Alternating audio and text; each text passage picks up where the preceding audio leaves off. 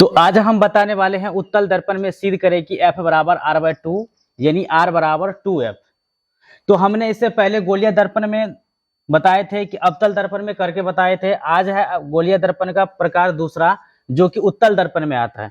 तो दर्पण में सबसे पहले देखिए यहाँ जो डायग्राम है, ये वाली लाइन जो है यहाँ पर इसको पोल कहते हैं, हिंदी में ध्रुव कहते हैं। और ये क्या है, आपतित किरण, ये है परावर्तित किरण, ये बीच वाली अभिलंब है जो केंद्र पर गया है और ये फोकस पर आया हुआ है। तो अब देखिए यहाँ पर कंफ्यूजन बच्चे लोग को क्या रहता है कि यहाँ जो है ये F और ये R में क्या कंफ्यूजन होता था कि यहाँ पर 2F और R कैसे हो जाता है। तो सबसे पहले यहाँ पर देखिए ये जो ध्रुव है और फोकस के बीच का दूरी होता है स्मॉल f, और फोकस और वक्रता केंद्र के बीच होता है स्मॉल f, यानी पोल से फोकस के बीच भी स्मॉल f होगा और फोकस और वक्रता केंद्र के भी बीच का दूरी f होगा। और लेकिन यहाँ पर P और C के बीच यानी पोल से वक्रता केंद्र तक की दूरी क्या हो जाएगा, स्मॉल r, कैपिटल R हो जाएगा। तो यही आज हम इसी बात पर चर्चा करने वाले हैं। तो सबसे पहले लैंग्वेज में हमने क्या लिखे हैं कि माना M और M डैश एक उत्तल दर्पण है जिसका ध्रुव P तथा वक्रता केंद्र C, AB एक आपतित किरण है जो प्रधान अक्ष के समांतर आ रही परावर्तन के बाद फोकस से जाती हुई प्रतीत होती है। तो AC क्या है, अभिलंब है। तो आज हम इसी चर्चा यहाँ पर लैंग्वेज लिख दिए हैं, आप डायरेक्ट हम इसको सॉल्व करके आप लोग को दिखाएंगे किस तरह से होते हैं। तो जैसे कि यहाँ पर आपने इस चीज को पहले आप नोट कर लीजिएगा।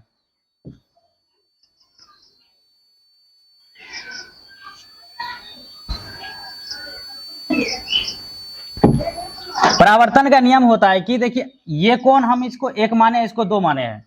तो बहुत सब टीचर क्या करते हैं, इसको I इसको R मानते हैं। तो यहाँ पर कुछ भी मान सकते हैं, यानी एंगल एक बराबर, देखिए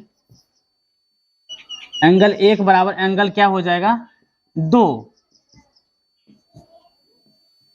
ये हो जाएगा एंगल एक बराबर एंगल 2 क्या हो जाएगा, परावर्तन के नियम से,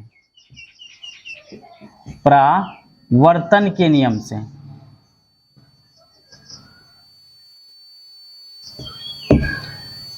ये समीकरण एक हो गया। अब देखिए दूसरा कंडीशन क्या है कि अब जो है इसमें एंगल एक बराबर एंगल 2, ये कौन सा नियम से हो गया, परावर्तन के नियम से। अब देखिए इसमें एंगल एक और एंगल 2 ये परावर्तन के नियम से हो गया है, लेकिन अब जो है ये कोण इस कोण के बराबर कैसे होगा। तो एक हम डायग्राम लेते हैं, देखिए इसमें से निकालते हैं। देखिए एक यहां पर समांतर रेखा दो खींचे हैं, ठीक, इसका क्या करते हैं, एक तीसरी लाइन गुजारते हैं। जैसे तीसरा लाइन हम गुजारते हैं तो इस ये लाइन जो यहां से ये कोण और ये कोण क्या हो जाएगा, बराबर हो जाएगा आपस में। जितना कोण ये होगा उतना कोण ये भी होगा। तो ये क्या हो जाएगा, देखिए यहां पर वही सेम कंडीशन है कि एंगल 2 बराबर में एंगल 3, एंगल 2 बराबर में एंगल 3। तो ये क्या हो जाएगा, सम्मुख कोण से, सम्मुख कोण से। ये समीकरण 2 हो गया आपको। तो देखिए आपको डायग्राम की मदद से हम बताते हैं, और ये सब कंडीशन आती है ये 9वीं क्लास में है। तो समीकरण जैसे 1 और समीकरण 2 को यहां पर यानी 2 और 1 से तुलना करेंगे तो क्या हो जाएगा, देखिए ये वाला पार्ट और ये वाला पार्ट क्या हो जाएगा, आपको खत्म हो जाएगा। तो बचेगा क्या, एंगल 1 बराबर में एंगल 3। ये समीकरण क्या हो जाएगा आपको, ये समीकरण में आपको हो जाएगा 3।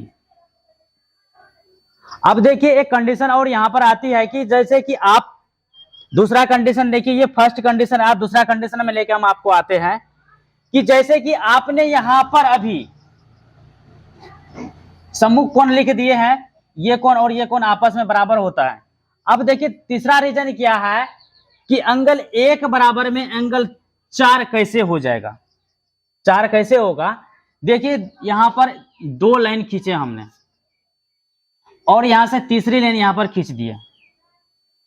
अब देखिए ये कोण जितना होगा उतना ही कोण ये भी होगा। देखिए कंडीशन यहां पर देखिए, ये कोण और ये कोण में कोई फर्क नहीं पड़ रहा है। तो क्या हो जाएगा, एंगल 1 बराबर में एंगल 4, ये क्या हो जाएगा, संगत के नियम से, संगत। संगत कोण से। ये समीकरण 4 हो गया। जैसे समीकरण 4 हो गया, दोनों का तुलना करेंगे। समीकरण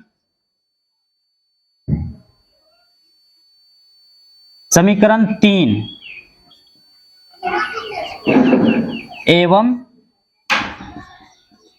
4 से। तो देखिए ये वाला पक्ष तो बराबर हो गया, तो क्या हो जाएगा, एंगल 3 बराबर में एंगल 4। ये समीकरण को हम मान लेते हैं 5। समीकरण हमने 5 मान लिए। अब देखिए आपको ये कंडीशन आ जाता है यहां पर कि अब क्या करना है, अब त्रिभुज में चलना है इसका, बी और एफ और सी में।